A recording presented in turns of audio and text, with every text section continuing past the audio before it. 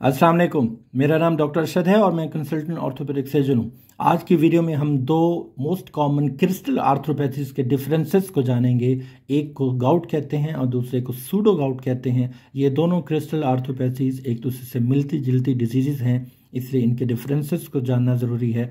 आज की वीडियो में हम डिस्कस करेंगे इनके क्या मेजर डिफरेंसेस हैं, अलामात की बुनियाद पर, डायग्नोसिस और ट्रीटमेंट की बुनियाद पर।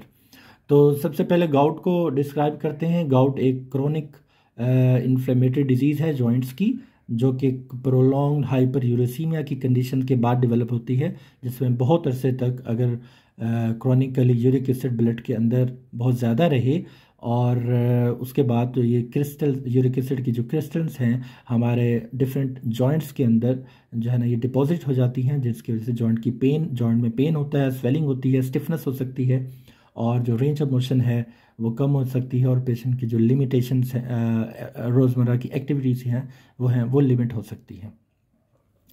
तो ये बेसिकली जो गाउट है वो यूरिक एसिड की ज़्यादती की वजह से होती है, जबकि जो सूडो गाउट है इसको हम कैल्शियम पायरोफॉस्फेट डिजीज़ भी कहते हैं, CPPD। इसका मतलब ये है ऐसे पेशेंट जो कि बहुत बुजुर्गी की एज में हैं, ओल्ड एज में हैं, 60s एंड 70s की एज में हैं और वो उनको ऑस्टियोआर्थराइटिस है या ऑस्टियोपोरोसिस है, हड्डियों का बुरबुरापन है और वो बहुत अरसे से कैल्शियम के, विटामिन डी के सप्लीमेंट्स लेते आ रहे हैं या ऑस्टियोपोरोसिस का ट्रीटमेंट करते आ रहे हैं या ऑस्टियोआर्थराइटिस को ठीक से इलाज करते आ रहे हैं, जिसकी वजह से कैल्शियम की जो अमाउंट है वो काफ़ी अरसे तक ब्लड के अंदर रेज रहे। तो उसके बाद जो कैल्शियम पायरोफॉस्फेट की इसी तरह की जिस तरह की यूरिक एसिड की क्रिस्टल्स बनती हैं गाउट में, उसी तरह कैल्शियम पायरोफॉस्फेट की क्रिस्टल्स बनती हैं ब्लड के अंदर और वो हमारे वेट बेयरिंग जॉइंट्स, ख़ास तौर पे नी जॉइंट्स के अंदर उनकी डिपोजिशन हो जाती है, जिसकी वजह से पेन, इन्फ्लेमेशन, सोजिश, स्टिफनेस, कैप्टर्स और रेंज ऑफ मोशन का कम हो जाना, एक्टिविटी का लिमिट हो जाना, ये शामिल है। तो मेजर डिफरेंसेस की अगर बात करें तो गाउट एक थोड़ा रिलेटिवली यंगर एज की डिजीज़ है, 40 एंड 50s में, जबकि जो सूडो गाउट है वो एक्सट्रीम ओल्ड एज की डिजीज़ है, 60s एंड 70s की एज में जाके सूडो गाउट डेवलप होता है। इसी तरह जो गाउट है इसकी जो क्रिस्टल्स डिपॉजिट होती हैं हमारे पाँव के बड़े अंगूठे वाले जोड़ में, यानी कि फर्स्ट मेटाटार्सोफिलेंजल जॉइंट के अंदर इसकी क्रिस्टल डिपॉजिट होती हैं और वहाँ पर pain, local tenderness, swelling, redness, inflammation, range of motion decrease होना, स्टिफनेस होना, ये सारी अलामात उस फर्स्ट मेटाटार्सोफिलेंजल जॉइंट के अंदर आ जाती हैं और इस प्रॉब्लम को पोडैग्रा भी कहते हैं। मतलब कि जो क्रिस्टल्स हैं वो अगर हमारे बड़े अंगूठे वाले जोड़ के अंदर डिपॉजिट हो जाएं और पेन हो जाए तो इसको पोडाग्रा कहते हैं।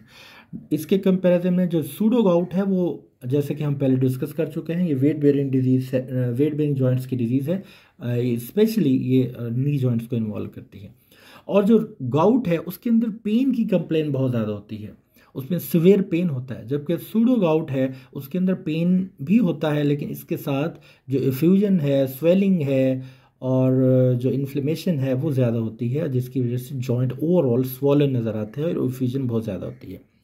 अब इनको डायग्नोस करें तो डायग्नोसिस के लिए हमें एस्पिरेशन करनी पड़ती है। जॉइंट की एस्पिरेशन जब करते हैं और क्रिस्टल्स को जब हम एस्पिरेट करते हैं तो इसका जब स्टडी किया जाता है तो उसमें नेगेटिवली बाइफ्रिंजेंट मोनोसोडियम यूरेट क्रिस्टल्स निकलती हैं गाउट में, और जो कैल्शियम पायरोफॉस्फेट की जो क्रिस्टल्स हैं वो सूडो गाउट में निकलती हैं, या इसके साथ पॉजिटिवली बाइफ्रिंजेंट मोनोसोडियम यूरेट की क्रिस्टल्स भी इसमें मौजूद होती हैं सूडो गाउट के क्रिस्टल एनालिसिस में। अब ब्लड के अंदर अगर हम टेस्ट कराएं तो गाउट में हमें परसिस्टेंटली रेज्ड यूरिक एसिड मिलेगा, जबकि ये यूरिक एसिड सूडो गाउट में नॉर्मल होता है, नॉर्मल यूरिक एसिड पाया जाएगा सूडो गाउट में। और अगर हम एक्सरेज कराएं गाउट में तो जो स्मॉल जॉइंट्स हैं या फुट के जो जॉइंट्स हैं उसके अंदर हमें पेरी आर्टिकुलर इरोजन, ओस्टियोपिनिया मिल सकता है विद ओवरहैंगिंग एजेस, और यही एक्सरे अगर हम सूडो गाउट के पेशेंट्स का नी जॉइंट का कराएं तो उसके अंदर हमें एक चीज़ मिलेगी जिसे हम कॉन्ड्रोकैल्सिनोसिस कहते हैं। इसका मतलब ये है कि जैसे हम बयान कर चुके हैं, ये डिजीज़ उन पेशेंट्स में मोस्ट कॉमन है जिनके अंदर लॉन्ग टर्म आर्थराइटिस ऑस्टियोपोरोसिस का ट्रीटमेंट चल रहा होता है, जिसकी वजह से कैल्शियम पायरोफॉस्फेट की क्रिस्टल डिपॉजिट हो जाती हैं। इसलिए जो कार्टिलेज हमें नज़र आती है एक्सरे के अंदर कार्टिलेज का, वहाँ पर भी कैल्सिफिकेशन मिलती है, जिसे हम कॉन्ड्रोकैल्सिनोसिस कहते हैं। अब हम इसकी ट्रीटमेंट की बात करें तो जब इसके अंदर हाई यूरिक एसिड आए गाउट में, तो हम यूरिक एसिड को लोअर करने की जो अद्वियात हैं वो शुरू करते हैं। साथ में एंटी इन्फ्लेमेटरी दवाइयाँ, पेन किलर अद्वियात शामिल है। और जो सूडो गाउट है उसमें भी हमें रेस्ट किया जाता है और एंटी इन्फ्लेमेटरी अद्वियात शामिल हैं इसके इलाज के लिए। लेकिन इसमें यूरिक एसिड चूँकि नॉर्मल होता है, लिहाजा उसको यूरिक एसिड को डाउन करने की अद्वियात शामिल नहीं है।